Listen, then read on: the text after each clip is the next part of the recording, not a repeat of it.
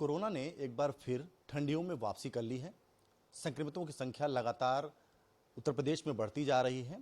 ऐसे में जहां एक चिंता का विषय है, हमारे साथ कोरोना को लेकर और ठंडी को लेकर हमारे साथ बात करने के लिए केजीएमयू के पल्मोलॉजिस्ट और जाने माने डॉक्टर सूर्यकांत त्रिपाठी जी हैं। उनसे तमाम विषयों पर हम जानकारी लेंगे, क्योंकि लगातार वो देश और विदेश में अपनी जानकारी के साथ साथ तमाम वो जानकारियां देते हैं जिनसे उन लोगों को सहायता मिलती है। सर, जिस तरह से कोरोना का दौर है और ठंडियों का दौर है, ऐसे में इस बार का जो कोरोना है, क्योंकि कोरोना ने फिर वापसी कर दी है, तो ठंडियों के साथ साथ कोरोना का जो ये कहर है, कि आपको लगता है कितना प्रभाव डालने वाला है? जी बिल्कुल सही कह रहे हैं ओम जी आप, कि आप देखिए कि 15 सितंबर के बाद हमारे देश में कोरोना काफ़ी कुछ नियंत्रण में आ गया था। उसके बाद जैसे ही त्योहारों का सीजन शुरू हुआ, हम बात करें तो दशहरा से ही शुरू हो गया था। दीपावली के 5 त्योहार होते हैं, जिसमें से आपकी धनतेरस है, छोटी दिवाली है, बड़ी दिवाली है, गोवर्धन पूजा है, भैया दूज है। उसके बाद 3 दिन छठ पूजा के होते हैं। अभी कल एक गोपाष्टमी गाय का त्यौहार निकला है। तो हमारा देश देखिए त्योहारों का देश है, लेकिन हमें ये समझना चाहिए कि इस समय एक तो सर्दी बढ़ी है, दूसरी कोहरा बढ़ा है, तीसरा वायु प्रदूषण बढ़ा है, और चौथा ऐसे समय में जो सांस की बीमारियां हैं या दिल की बीमारियां हैं, डायबिटीज़ है, ब्लड प्रेशर है, ये सब भी बढ़ जाते हैं, क्योंकि सर्दी में नसें जो हैं वो सिकुड़ जाती हैं। सर्दी के मौसम में नसें सिकुड़ने की वजह से हार्ट अटैक से लेके स्ट्रोक से लेके ब्लड प्रेशर लेके, और खाने में लोगों थोड़ा सा सर्दी के मौसम के कारण खाना पीना ज़्यादा बढ़ जाता है, व्यंजन ज़्यादा बढ़ जाते हैं। तो कई बार लोग गजक खा लेते हैं, गुड़ खा लेते हैं, तो डायबिटीज़ वालों की डायबिटीज़ भी अनकंट्रोल हो जाती है। तो हम कहें कि ये मौसम सिर्फ ठंडी का मौसम नहीं है, बीमारियों का मौसम है, वायु प्रदूषण का मौसम है, और उसके साथ साथ कोरोना बढ़ने का भी प्रदूषण है, कोरोना बढ़ने का भी मौसम है। अब इतनी चुनौतियों के साथ और सरकार के द्वारा, मीडिया के द्वारा, हम चिकित्सकों के द्वारा, इन सब के द्वारा विनम्र निवेदन के साथ पब्लिक से ये कहा जा रहा है कि नहीं भाई, आप थोड़ा सा एहतियात बरतिए, थोड़ा अनुशासन बरतिए, थोड़ा संयम बरतिए, बाहर निकलिए तो मास्क लगाए रखिए, हाथ धोते रहिए, मिलने पे नमस्ते करते रहिए। उसके बावजूद भी लापरवाही बरती जा रही है, और ये बहुत भारी पड़ने वाली है। अगर हम बात करें, जैसा कि आप भी कह रहे हैं कि पिछले 2-3 दिन में इसने अपना प्रभाव और बढ़ाया है, ये 2-3 दिन का जो समय है, ऐसे में उत्तर प्रदेश के हालात ये हो गए हैं कि जो प्राइवेट्स के साथ साथ जो सरकारी हैं वहाँ पर बेड खत्म हो गए हैं। आपको लगता है कि पहले की अपेक्षा जिस तरह से इसने वापसी की है, उसका आने वाला जो भविष्य है, यानी जो दौर है कोविड का, क्या होने वाला है? देखिए, बेड्स की चुनौती तो अभी दिल्ली में हुई है, उत्तर प्रदेश में अभी खैर नहीं हुई है। उत्तर प्रदेश में बेड सफिशिएंट है और अभी भी सरकार बढ़ाने की स्थिति में है। तो लेकिन एक बात बता दें, अगर हमारी जनता का रवैया यही कैजुअल रहा, यही लापरवाही वाला रहा, तो एक बहुत बड़ी चुनौती बन जाएगी। वेंटिलेटर भी चुनौती बनने वाले हैं, आईसीयू बेड्स भी चुनौती बनने वाले हैं, सामान्य बेड भी चुनौती बनने वाले हैं, यहाँ तक कि एक्सपर्ट और डॉक्टर भी चुनौती बनने वाले हैं, पैरामेडिकल स्टाफ चुनौती, ये इन सब लोगों के लिए चुनौती खड़ी होने वाली है।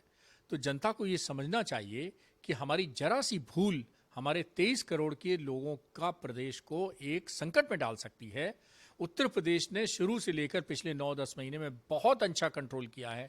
तो जो संयम, जो अनुशासन, जो आपने प्रोटोकॉल का पालन और जो आपने दिशा निर्देशों का पालन पिछले 9-10 महीने में किया है, कृपया अभी 5-6 महीने और बनाए रखें, क्योंकि मार्च से पहले वैक्सीन नहीं आने वाली है, और पूरा का पूरा 2021 गुजरेगा वैक्सीन लगाने में। माय डियर फ्रेंड्स, रातों रात वैक्सीन नहीं लग जाती है। हमारे स्वास्थ्य मंत्री डॉक्टर हर्षवर्धन ने भी कहा है कि हम 31 जुलाई तक केवल 25 करोड़ लोग जो प्राथमिकता के आधार पर छांटे जाएंगे, जिनकी छांटने की प्रक्रिया चालू हो चुकी है, जिसमें हेल्थ केयर वर्कर्स और बुजुर्ग और बीमार लोग, ये पहले प्रायोरिटी पे आएंगे। तो इन 25 करोड़ लोगों को पहले वैक्सीनेट किया जाएगा। आम जनता का तो नंबर अगस्त सितंबर से आने वाला है। आप सोचिए, पूरा 2021 जो है वो टीकाकरण में निकल जाएगा। लंबे समय तक जब भी लीक से हटकर मरीजों की बात आती है तो आप साफ बोल देते हैं, जनता के लिए साफ बोल देते हैं। सरकार की बात है, क्या सरकार के पास पहले की अपेक्षा जो मौजूदा हालात हैं, ऐसे में निपटने के लिए साधन है? देखिए, वर्तमान की स्थिति के लिए तो सरकार के पास साधन है, भारत सरकार के पास भी साधन है, उत्तर प्रदेश सरकार के साधन है। जनता ने अगर नहीं सहयोग किया तो ये साधन भी कम पड़ सकते हैं। ये बात बिल्कुल आपकी सही है, इसीलिए मैं बार बार कहता हूं कि दोनों में सामंजस्य होना चाहिए। एक सरकार की तैयारी और दूसरी जनता की भागीदारी। सरकार की तैयारी बहुत जबरदस्त हुई है। आप सोचिए कि 9 महीने में इस देश में जो 73 साल में नहीं हो पाया। मैंने चिकित्सक होने के नाते मैं 20 साल से ज़्यादा इस मेडिकल कॉलेज में फैकल्टी मेंबर हूँ। मैंने किसी बीमारी को इतनी तत्परता से निपटते हुए किसी सरकार को आज तक नहीं देखा। हमारे यहाँ एक जांच नहीं हो सकती थी मार्च में, जब 11 मार्च को पहला कोरोना का केस उत्तर प्रदेश में आया, और सबसे पहली जांच का प्रावधान किंग जॉर्ज मेडिकल यूनिवर्सिटी में शुरू हुआ। पूरे देश में एक लैब उससे पहले 11 मार्च से पहले हुआ करती थी, national institute of virology Pune. आप सोचिए कि हमारे यहाँ अब 1.5 करोड़ जांच, ये 1.5 लाख जांच रोज हो रही है। सोचिए 1.5 से 1.25-2 लाख जांच, और कोई सैंपल हमें पुणे या वहाँ नहीं भेजना पड़ रहा है। सब हमारे 5-6 हज़ार जांचें तो हमारे किंग जॉर्ज मेडिकल यूनिवर्सिटी में पर डे हो रही हैं। आप सोचिए कि कितनी तैयारी के साथ, कितनी रैपिडली, कितनी फास्ट सरकार ने एक्ट किया है। हमारे पास बहुत सारे 14,000 से ऊपर ऐसे आईसीयू बेड्स हैं, 7,000 से ऊपर वेंटिलेटर्स हैं। तो बहुत सारी तैयारियां की गई हैं। इसी से जुड़ा सवाल है कि जहां आप लोगों को आह्वान कर रहे हैं कि इस समय और भी बचने की जरूरत है, लेकिन सरकार को और तैयारियों की जरूरत है। जी हाँ, बिल्कुल। सरकार को मैं तो एज ए एक्सपर्ट सलाह दूंगा कि भाई तैयारियों को धीरे धीरे, जैसे आपने पिछले 9 महीने में बढ़ाया है, उसी पेस के साथ, उसी गति के साथ तैयारी और बढ़ती जानी चाहिए। बहुत महत्वपूर्ण सवाल है, क्योंकि लगातार आप जब भी मीडिया से रूबरू होते हैं तो उन लोगों को कहते हैं। आपने इसके पहले भी कुछ गाइडलाइंस बोली थी बच्चों के लिए, बूढ़ों के लिए और बुजुर्गों के लिए, साथ साथ युवाओं के लिए। अगर ये ठंडी का दौर है, ऐसे में जो बुजुर्ग हैं, युवा हैं और बच्चे हैं, कौन से वर्ग कैसे लोग हैं, उनको किस तरह से बचाव करना है? देखिए, 4 लोग ऐसे हैं जिनको मैं बार बार आगाह कर रहा हूँ। एक, बच्चे जिनकी इम्यूनिटी पूरी तरह से डेवलप नहीं हुई है। एक, बुजुर्ग जिनकी इम्यूनिटी कमज़ोर हो गई है। तीसरे, गर्भवती और बच्चे को दूध पिलाने वाली महिलाएं, उनकी भी इम्यूनिटी कमज़ोर है, और एक नहीं वो 2 जान पाल रही हैं। और चौथे, वो लोग जो पहले से किसी न किसी बीमारी से पीड़ित हैं। ये 4 कैटेगरीज को मैं बार बार आगाह करता रहा हूँ, आज भी आपके माध्यम से आगाह कर रहा हूँ, जिसमें से डायबिटीज़ से पीड़ित लोग हैं, हार्ट डिजीज़ से पीड़ित लोग हैं, फेफड़ा, अस्थमा, सीओपीडी जैसी बीमारियों से पीड़ित लोग हैं, कैंसर से पीड़ित लोग हैं, ब्रेन के स्ट्रोक वगैरह से पीड़ित हैं, लिवर डिजीज़ से पीड़ित हैं, किडनी से पीड़ित हैं। ऐसे बहुत सारे बुजुर्ग जो बीमार लोग हैं, जिनको मैं कहता हूं बिना बात के बिल्कुल घर से बाहर ना निकलें। कितना भी अनलॉक 1, 2, 3, 4, 5, 6 सब निपट गया, लेकिन फिर भी मेरी कोशिश रहेगी कि उन लोगों से कि बिना बात के, बिना इमरजेंसी के घर से बाहर ना निकलें। अगर निकलें तो शारीरिक दूरी बनाए रखें 2 गज की, मास्क लगाए रखें, हाथ धोते रहें, मिलने पर नमस्ते करते रहें। ये 4 मंत्र लेते चलें। ये इम्यूनिटी बढ़ाने की बात तो मैं जरूर करूंगा, लेकिन क्योंकि इस विभागाध्यक्ष हैं पल्मोनरी विभाग के, चेस्ट को लेकर, क्योंकि कोविड चेस्ट पर सबसे पहले असर डालता है, आपके हिसाब से चेस्ट को लेकर के आम पब्लिक या आम लोग जो ज़्यादा जानकारी के साथ साथ एक मैसेज जो होता है कि ये करने से आपका जो चेस्ट है वो सफिशिएंट रहेगा और बेहतर ख्याल भी रखेगा, अगर ऐसे लोगों के लिए बताना चाहेंगे तो आपके माध्यम से क्या मैसेज होगा? देखिए, इम्यूनिटी को मैं 4 भागों में विभाजित करता हूँ। पहली इम्यूनिटी शारीरिक इम्यूनिटी, यानी फिजिकल इम्यूनिटी, जो आपके अच्छे खान पान से आती है, जो आपके अच्छी लाइफ स्टाइल से आती है, और जो आपके योगासन प्राणायाम करने से बढ़ती है।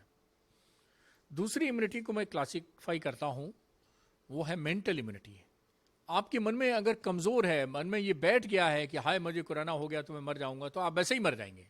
मानसिक रूप से कमज़ोर नहीं होना है, इस लड़ाई में मानसिक रूप से मजबूत रहना, यानी मेंटल इम्यूनिटी को मजबूत लगा। ध्यान लगाने से, विल पावर अच्छी होने से मेंटल इम्यूनिटी अच्छी होती है।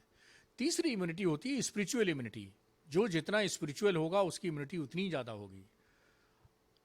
मेरा कहने का मतलब है घंटा बजाने से, पूजा आरती करने से नहीं है, नमाज पढ़ने से और रोज़ा रखने से नहीं है। यहाँ स्पिरिचुअल इम्यूनिटी से मेरा मतलब है कि आप किसी गरीब की सहायता कर रहे हो, वो स्पिरिचुअलिटी है। आप दान दे रहे हैं, वो स्पिरिचुअलिटी है। सर्दी के मौसम में कंबल बांट रहे हैं, ये स्पिरिचुअलिटी है।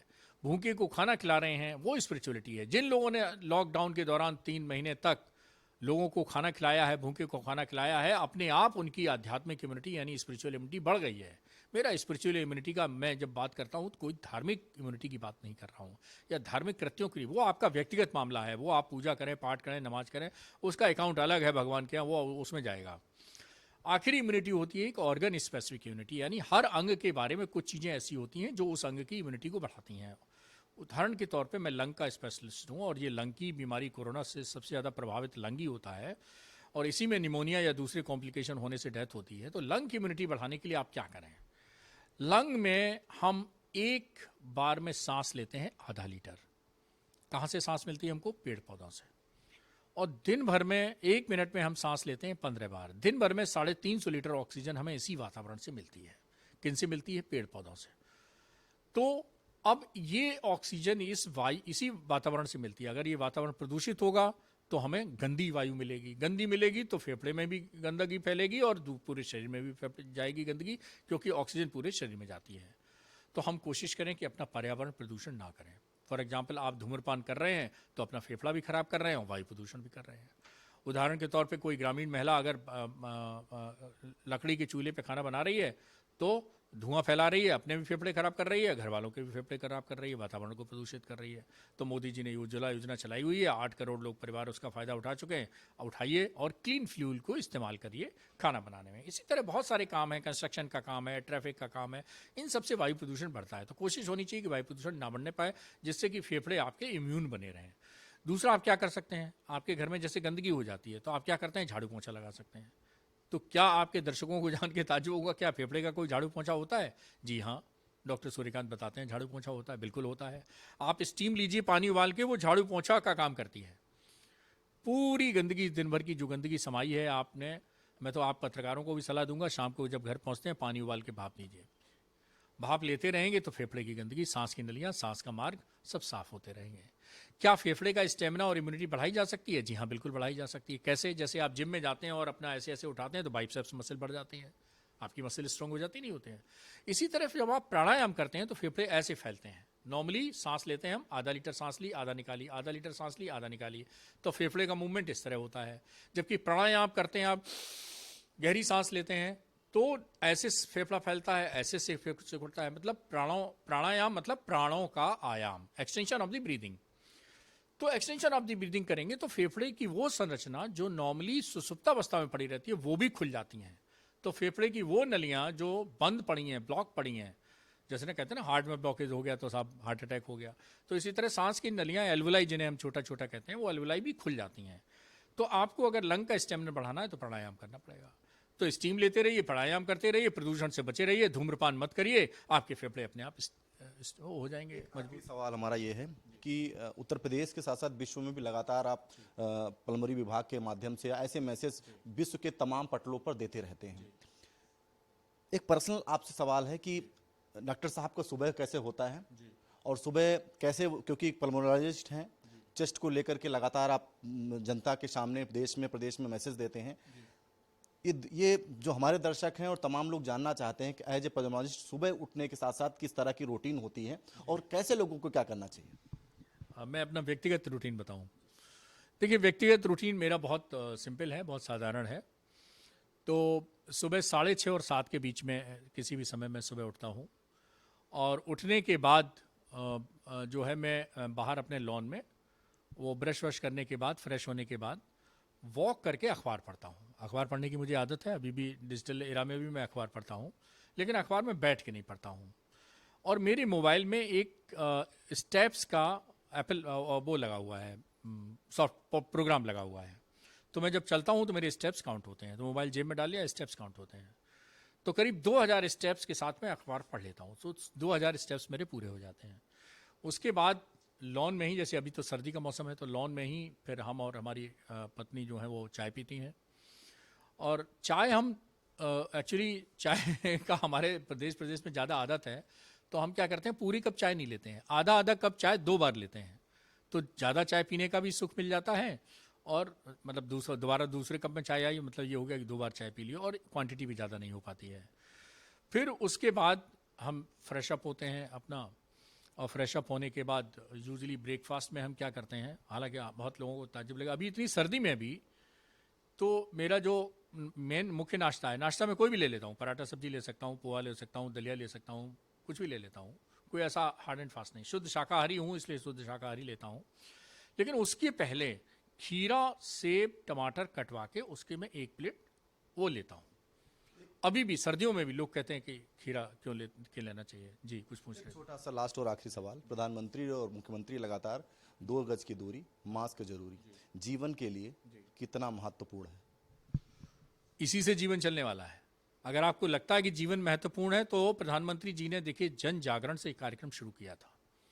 आपको याद हो, जन जागरण से ताली थाली और कोरोना वॉरियर्स का स्वागत करना, यहाँ से उन्होंने शुरुआत की थी। तो पहले जन जागरण किया और अब ये जन आंदोलन का रूप दे दिया है। आपको याद हो 8 अक्टूबर को उन्होंने प्रारंभ किया जन आंदोलन, तो जनता के बीच आंदोलन तक के इसमें ले गए। मेरे ख्याल से किसी भी राजनीतिक ने पूरी दुनिया में, बल्कि कई तो प्रधानमंत्री ऐसे थे, कई राष्ट्रपति ऐसे थे जो मास्क ही नहीं लगाते थे, जो कहते थे कोरोना कुछ है ही नहीं। हमारे देश के प्रधानमंत्री ने सिर्फ जनता का 138 करोड़ जनता का सिर्फ जन जागरण नहीं किया और